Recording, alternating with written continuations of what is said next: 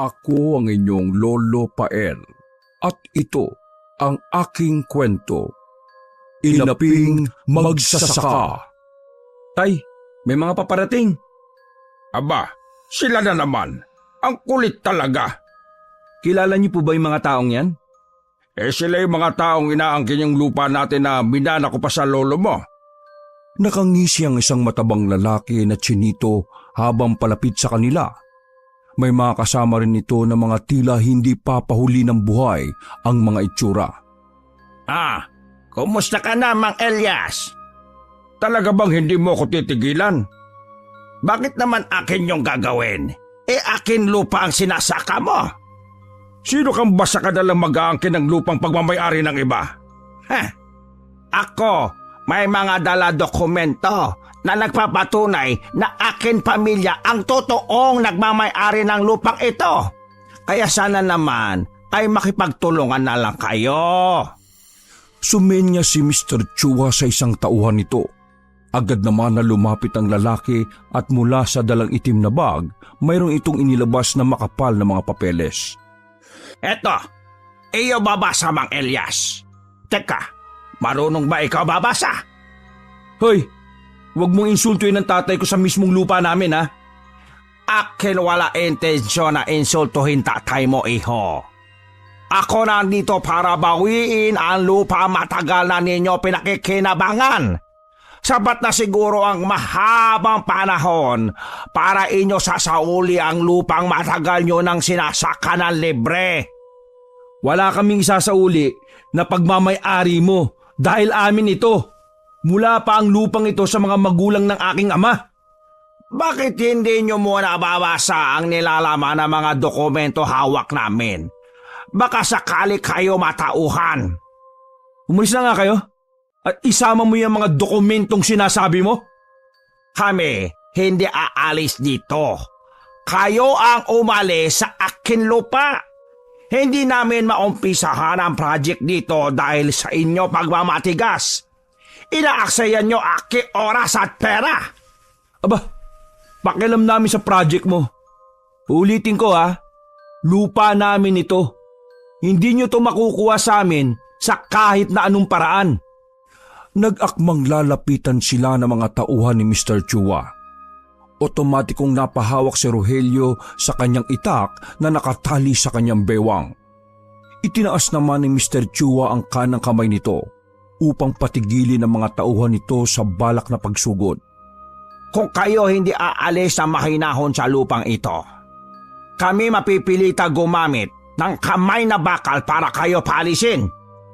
Hoy, wag mo nga kaming takutin sa mismong lupang pagmamayari namin. Baka ikaw magsisi sa bandang huli.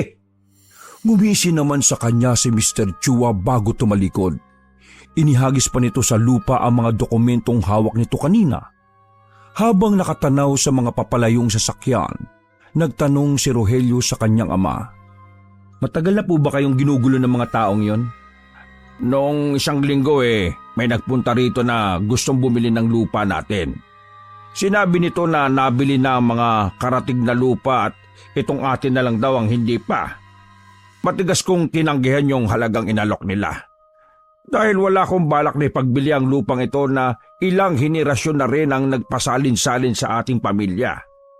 Makalipas lang ang ilang araw pumunta sa bahay ang taong yan at sinasabi na siya ang tunay na nagmamay-ari ng lupa natin.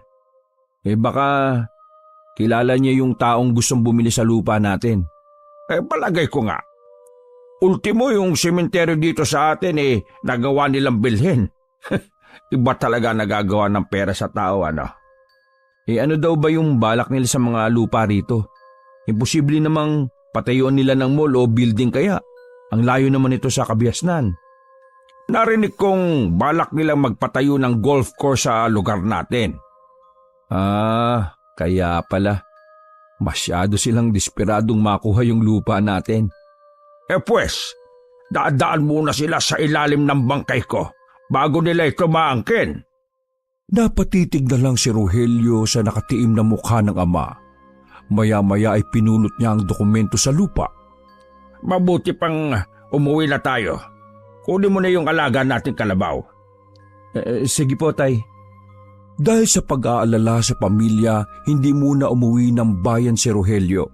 Baka kasi bumalik na naman si Mr. Chua at manggulo na naman. Balak niya sanang puntahan ng isang kaibigan nang madatnan si Mang Oyo sa bakuran nila. Agad siyang nagmano rito. Nong, nandito po pala kayo. Kumusta po? Eto, ayos naman. Kailan ka dumating? Hindi mo yata kasama ang mag-ina mo. Nung isang araw pa po. Napasok po kasi yung anak namin kaya hindi ko po naisama. Ay, kainom ba? Kailan ang balik mo ng bayan? Baka po maglagi muna ako rito. Siguro nabalitaan mo na rin yung nangyari na. Kapon ko lang po nalaman. Kilala niyo po ba yung mga mukhang maginbo na yun? Ay, si Mr. Chua. Siya ang nakabili ng mga lupa rito. Yung sa inyo na nga lang ang hindi niya nakukuha eh. Pues, wag na siyang umasa na makukuha niya yung lupa namin. Ito naman paalala lang ng isang kaibigan. Balita ko mahirap kalabanin niyang si Mr. Chua.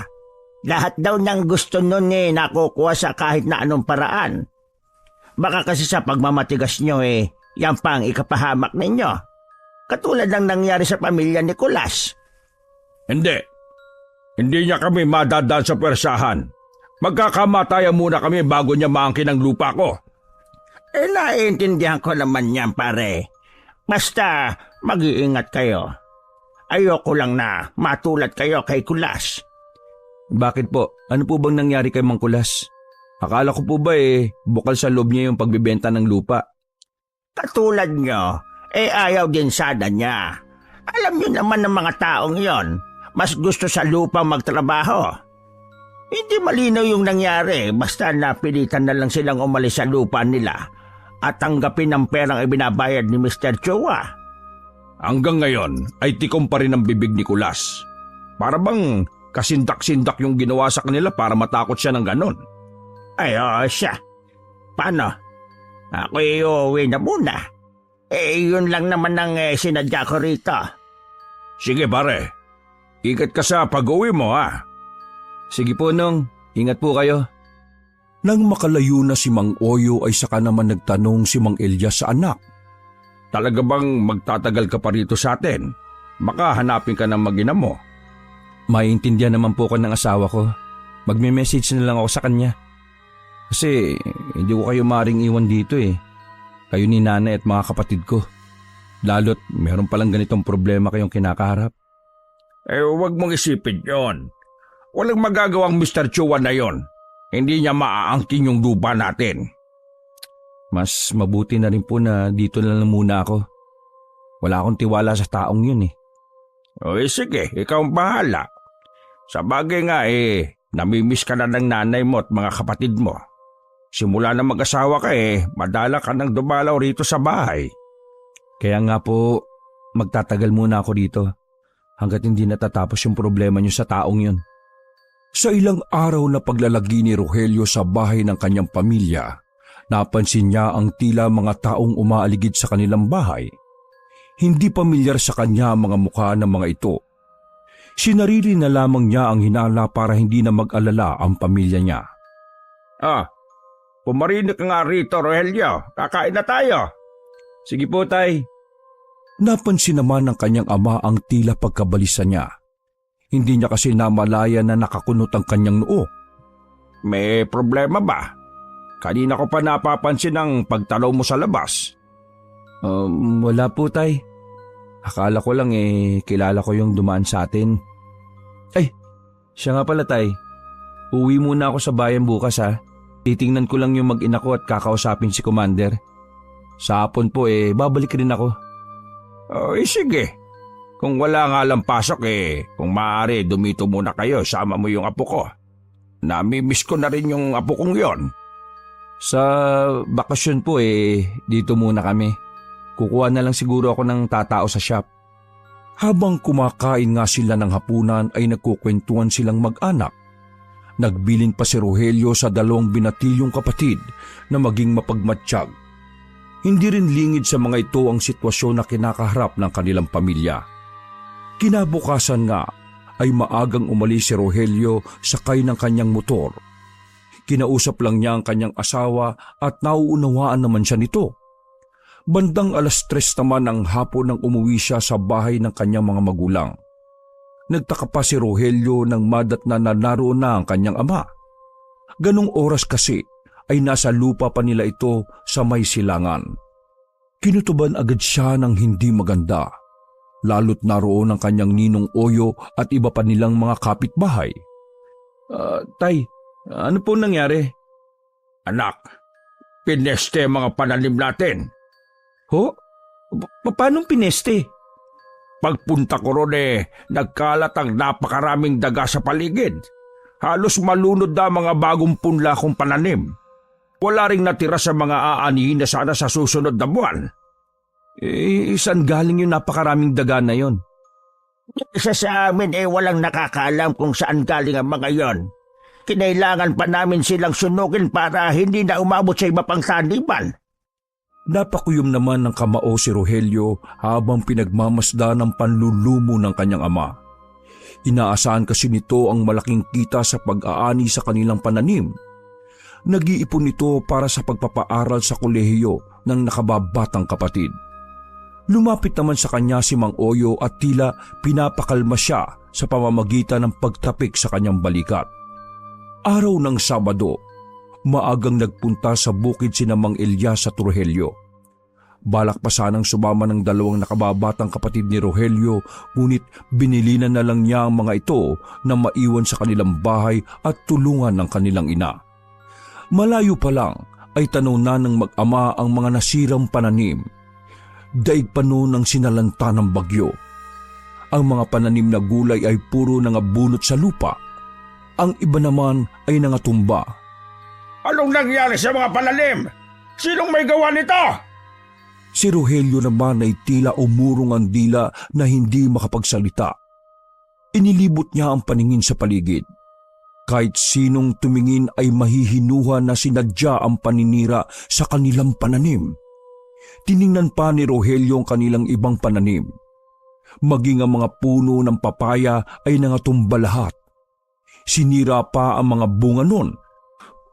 Walang natira sa mga papaya natin, tay. Bakit tayo minamalas ng ganito? Tingin ko po, sinadya ang paninira sa ating pananim. Si Mr. Chua kaya ang nasa likod ng lahat ng ito. Opo, siya lang po ang maaaring gumawa nito sa atin. Magbabayad siya sa mga ginawa niya. Wala tayong ebidensya. Baka tayo pa ang baliktarin ng mga taong yon. Mapera siya. Ibang nagagawa ng pera. Kaya nitong magmanipula ng mga katotohanan. Susubukan ko din pong humingi ng tulong kay Kapitan. Baka may magawa siya. Kahit papano. Hindi birong halagang nalugi sa inyo, tay. Alam ko, nak. Isipin na lang natin na pagsubok na lang ito sa atin. Tara na po muna umuwi. Ako na lang po ang pupunta sa bahay ni Kapitan para ipaalam ang nangyari. Muling sinulyapan na mag-ama ang mga nasira nilang pananim bago lulugulugong umuwi. Si Rogelio naman ay dumiretso sa bahay ng kanilang kapitan. Malapit na siya sa bahay ng mga ito nang matigilan. Natanaw niya kasi si Mr. Chua.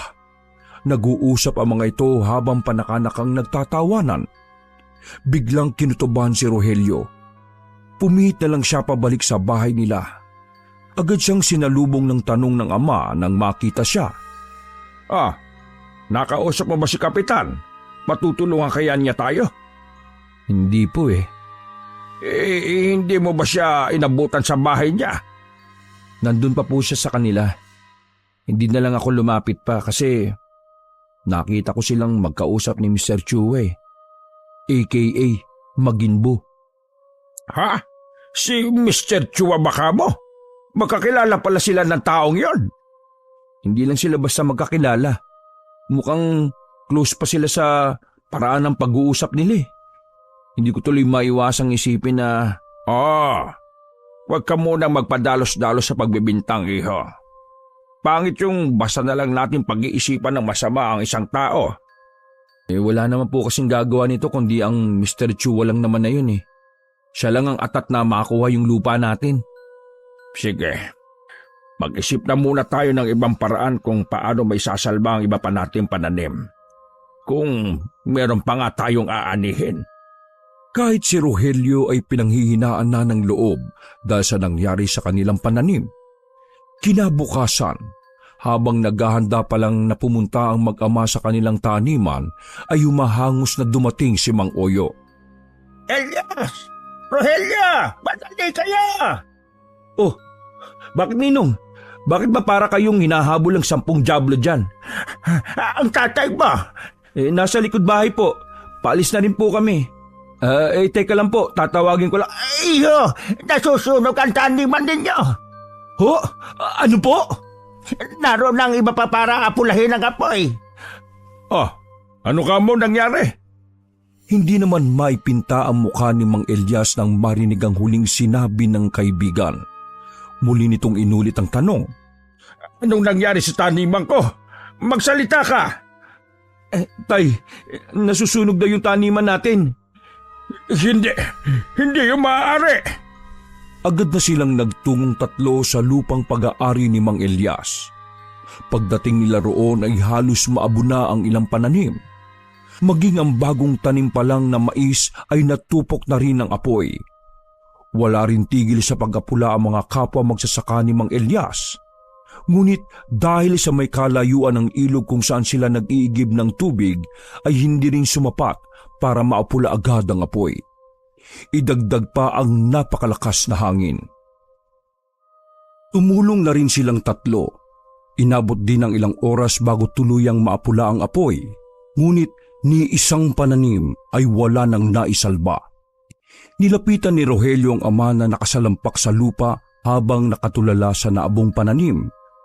Tay, Wala na ang pinaghirapan ko. Naabo na lahat. Bakit? Bakit nangyayari ito sa atin? Tay, umuwi na po muna tayo. Paano ang mga kapatid mo? Nawala ng parang bula ang lahat. Paano kinabukasan ng mga kapatid mo ang pag-aaral nila? Hindi ko po kayo pababayaan, Tay. Ako po muna ang bahala sa kanila. Babangon tayo muli. Ang importante po ay magkakasama tayo. Walang emosyon na lumingon sa kanya si Mang Elias. Lumapit na rin si Mang Oyo at tinulungan si Rogelio na akayin ng ama palayo sa lugar.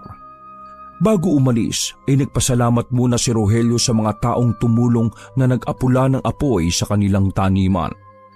Maraming salamat nung Buti na lang nandiyan kayo palagi. Wala yon. Sino pa ba magtutulungan kundi tayo-tayo lang din naman. Kasalukuyan silang nasa balkonahin ng bahay. Hinayaan muna nila magpahinga ang ama na labis na naapektuhan sa nangyari. Sa tingin niyo po ba, aksidente yung nangyari? May palagay akong hindi aksidente ang nangyari. Wala namang bahayang malapit sa lugar at walang mangangahas na pasukin ang lupa ninyo para doon magsunog. Isang tao lang naman ang naisip kung pwedeng gumawa nito sa amin Si Mr. Chua ba ang tinutukoy mo? Mahirap magbintang, iho. Siya lang naman ang maaaring mag-utos na sunugin ang tanim at wala ng iba Kahit tama pang hinala mo, wala kang ebidensya. Para ka na rin bumabangka sa pader niyan. Alam niyo po ba kung saan nakatira si Mr. Chua? Bakit? Anong binabalak mo? Iho, kung ano man niyang naglalaro sa utak mo, maghunos-dili ka. Baka yan pa ang ikapahamak mo. Huwag mo nang dagdagan ng alalahanin ng itay mo. Hindi kumibo si Rogelio. Hindi rin sinabi sa kanya nito kung saan nakatira si Mr. Chua.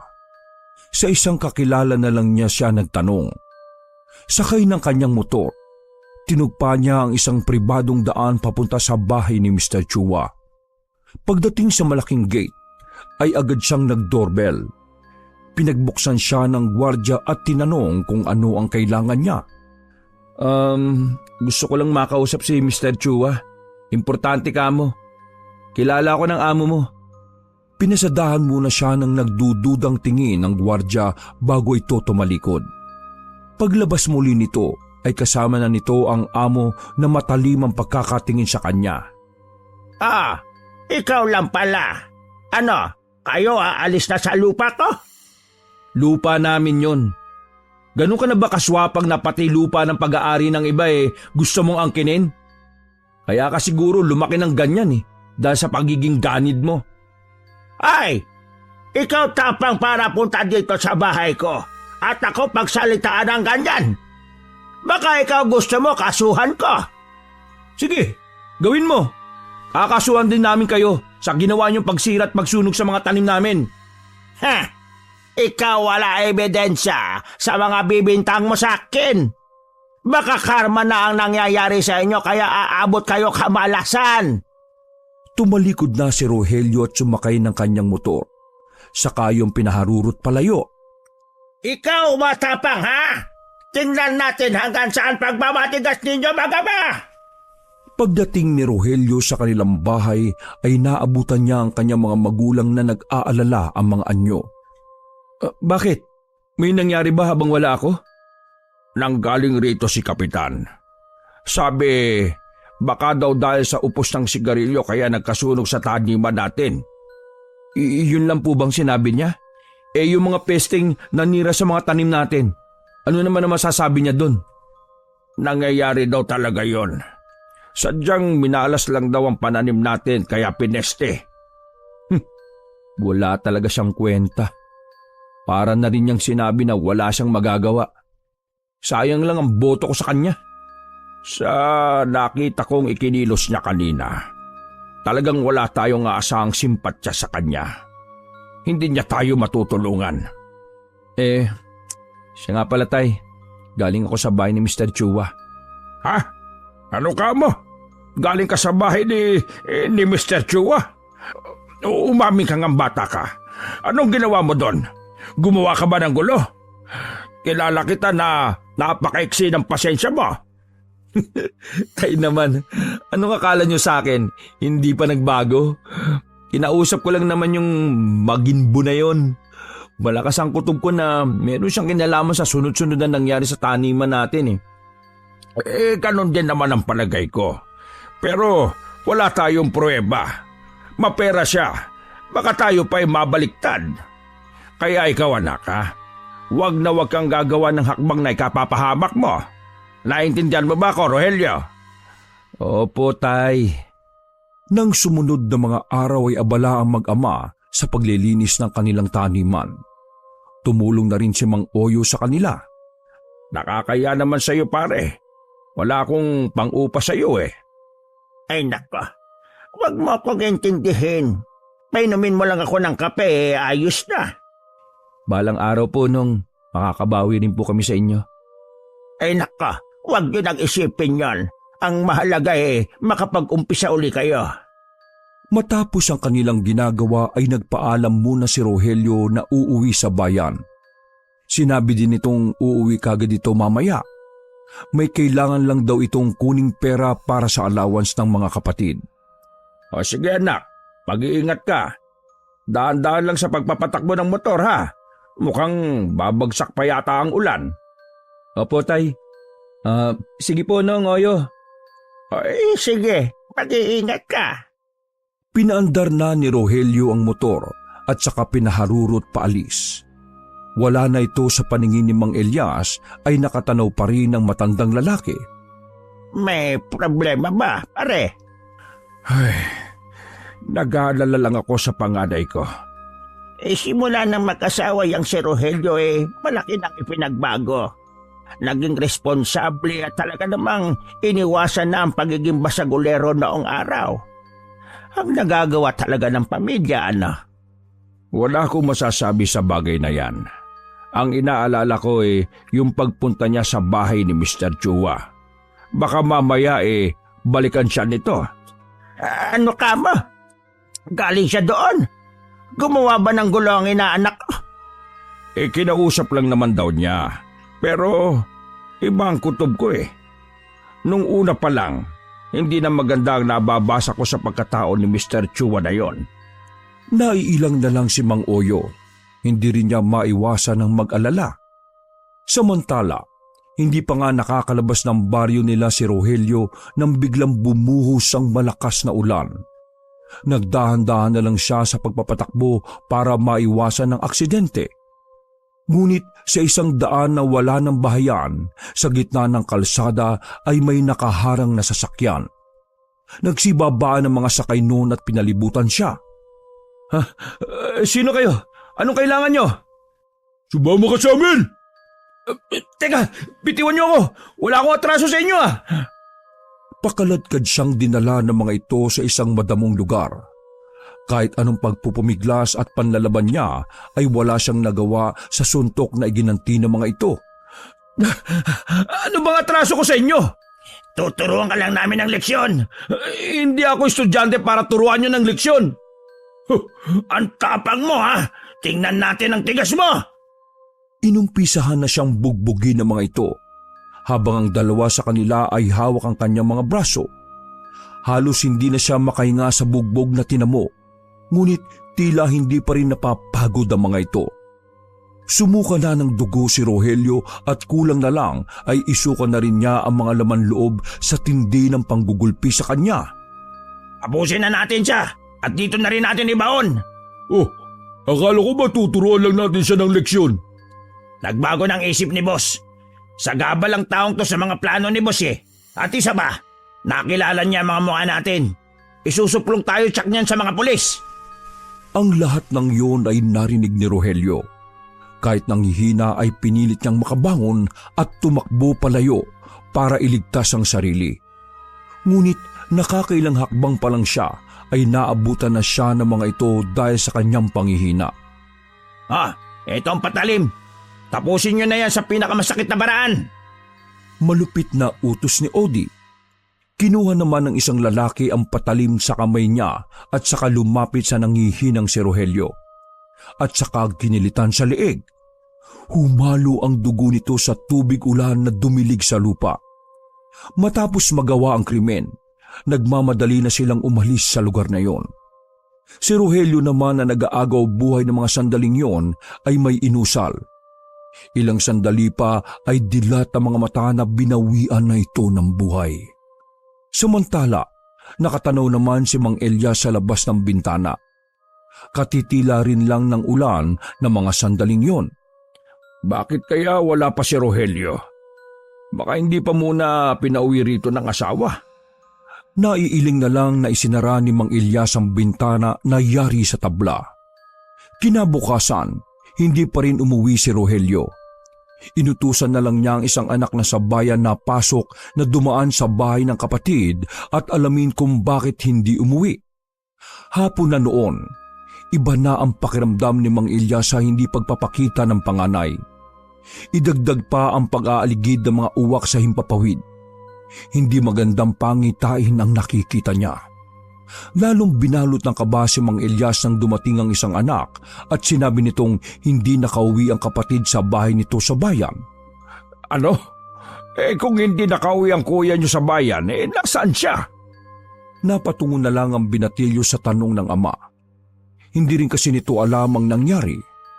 Ang asawa naman ni Mang Elias ay labis na rin ang pag-aalala at naiiyak na sa sobrang takot na nararamdaman. Maghintay pa tayo. Baka nasa bahay lang na kaibigan. Sandali, pupuntahan ko lang si Paring Oyo. Baka alam ng anak niya kung nasaan ang kuya niyo. Agad nang pumanaog si Mang Elias ng bahay. Napatingin naman siya sa himpapawid. Naroon pa rin ang uwak na umaali-aligid. Pagdating niya sa bahay ni Mang Oyo ay agad niyang tinanong kung nakita ba ng mga ito ang anak. Aba, huling nakita ko sa batang yun noong nagpaalam na uuwi muna sa bayan. Bakit pare? Di pa ba umuwi? Baka hindi pinayagan ng asawa na umuwi sa inyo, hindi kaya? Galing ron ng kapatid niya. Sabi ng asawa hindi pa daw nauwi sa kanila. Ano? Hindi kaya nasa bahay ng kaibigan? Sana nga pare, nasa bahay lang ng isang kaibigan. Labis na ang pag-aalala ko. Lalo na yung nanay niya. Huwag kang mag-alala pare. Uutusan ko yung anak ko na magtanong-tanong rito baka merong nakakita sa kanya. Nako, salamat pare. O paano? Uuwi muna ako. Baka umuwi na rin siya sa bahay. Pagkauwi nga sa kanila ay wala pa rin si Rogelio. Umiiyak na rin ang ina nito. Maya-maya ay natuon ang pansin nila sa paparating ng mga sasakyan. Napakunot ng noo si Mang Elias nang makilala ang sasakyan na yon. Nilingon nito ang asawa at anak. Dito lang kayo. Huwag kayong lalabas kahit na anong mangyari. Ako ang haharap sa kanila. Itinali muna ni Mang Elias ang kanyang itak sa kanyang bewang bago pumanaog ng bahay. Anong ginagawa niyo rito? Relax lang, Mang Elias. Ako nandito para bigyan kayo ng palugit para lisanin ang bahay na ito. Akin kailangan ng lupang pagmamay-ari ko. Hoy! Wala kang pagmamay-ari rito. Magkakamatayan muna tayo bago mo maangkin ang lupang pagmamay-ari pa ng mga ninuno ko. Huwag mo ko pipilit gumawa ng dahas na pwedeng ikapahamak ng iyo pamilya, Mang Elias. Hanggang bukas, ha? Hanggang bukas na lang ng tanghali kayo rito. Hindi na nakasagot pa si Mang Elias nang tinalikuran na siya nito. Para namang nauupos sa kandila na nilingon niya ang kanyang mag-iina na nakatanaw sa may bintana. Buong gabing hindi nakatulog si Mang Elias. Iniisip si Rogelio kung nasaan na ba ito at ang pagbabanta sa kanila ni Mr. Chua. Kahit kulang pa sa tulog ay maaga pa ring nagising si Mang Elias. Ang anak naman na sumunod kay Rogelio ay nagpaalam na hahanapin lang ang kapatid kasama ang barkada nito. Hanggang inabot na ng tanghali, dumating si Mr. Chua kasama ang mga tauhan nito. Hindi inaasahan ng pamilya ni Mang Elias na magiging marahas na ang hakbang na gagawin nito. Sa pilitang pinasok ang kanilang bahay at pinaghahagi sa mga gamit nila sa loob. Sumisigaw naman sa takot ang asawa niya habang nakayakap sa isa pa nilang anak. Mga hayop! Wala kayong karapatan na palisin kami rito! Dala ng bugso ng damdamin ay hindi na nakapagpigil pa si Mang Elias. Kinuha niyang itak at iwinasiwa sa mga kalalakihan. Nahagip ang braso ng isa sa mga lalaki. Sige! Kung hindi kayo aalis sa pamamahay ko, dadanak ang dugo sa lupang ito na gusto mong angkinin! Oo. Huwag mo kami pipilit na gumawa ng marahas na hakbang. Akin tsak sa'yo, ikaw agrabyado sa atin. Anong klasing tao ka na sagad hanggang buto ang kasakiman mo? Pati pag-aari ng iba gusto mong angkinin?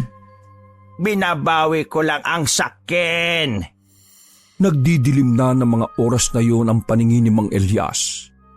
Maigpit na hinawakan niya ang itak at akmang susugurin si Mr. Chua. Napatigil siya bigla sa pagakbang nang makitang inilabas ng isang lalaki ang isa niyang anak sa sasakyan ng mga ito. Puno ito ng sugat at pasa sa buong katawan. Hindi rin ito kumikilos. Binalot ng takot ang buong sistema ni Mang Elias. Hayop kayo! Anong ginawa niyo sa anak ko? Oo, huwag kang lalapit dahil kung hindi, tutuloy ako nitong anak mo. Isa lang akin gusto. Ang umalis kayo rito mahinahon. Kapag ikaw nagmatigas patanda, ikaw hindi gugusto akin gagawin sa pamilya mo. Nang lingunin ni Mang Elias ang asawa at anak, puno ng takot ang mga mukha nila. Wala rin tumutulong sa kanila kahit naririnig ng ilang kapitbahay ang nagaganap sa bahay nila. Biglang lumuwag ang pagkakahawak ni Mang Elias sa itak na hawak. Napangisi naman si Mr. Chua. Inilabas nito ang mga papel at pilit yung pinapipirma kay Mang Elias. Nanginginig naman ang kamay niya habang pilit na inilalagay ang ballpen. Matalim pa niyang tinitigan ng kaharap at ang mga lalaki na nakangisi sa kanya. Natigilan siya bigla nang makita ang kwintas ni Rogelio na nakasuot sa liig ng isa sa kanila. Biglang pumatak ang luha sa kanyang mga mata sa biglang pumasok sa isip. Hindi pa nakontento mga ito. Sinunog pa ang kanilang bahay bago lumisan si Mr. Chua at ang mga tauhan nito. Hinagisan pa sila nito ng pera. Pagbabayaran niyo to ng mahal! Katulad ng paglilihab ng kanilang bahay, nag-aapoy din sa galit ang puso ni Mang Elias. Simula ng araw na yon, ay wala nang nakakaalam pa kung saan nagpunta ang mag-anak. Kasalukuyang nasa harapan ng ginagawang altar si Mang Alyas. Puno yun ng iba't ibang kulay ng mga kandila. Nasa gitna no ng isang bungo ng hayop na may sungay. Umuusal siya ng isang dasal na siya lang ang nakakaalam. Naabutan siya ng asawa sa ganoong senaryo. Anong ginagawa mo, Elias? Huwag mo kong abalahin rito. Tama ba ang hinala ko na gumagamit ka ng karunungang itim? Anong binabalak mo? Hindi pa ba malinaw sa iyo? Gaganti tayo sa kaapihang dinanas natin. Ibis na yan ang atupagin mo. Bakit hindi ka nalang tumulong sa amin ng mga anak mo na hanapin ang anak nating si Rogelio? Wala na ang anak nating si Rogelio! Patay na siya! Pinatay siya ng Mr. Chua na yun! Kasama siya sa maghihiganti ko! Paano mong nasiguro? Nakita ko ang kwintas niya sa isa sa mga lalaking sumunog ng bahay natin. Sinubukan ko rin makipag-ugnayan sa anak natin. Wala na siya. Hindi na siya kabilang sa mundo natin.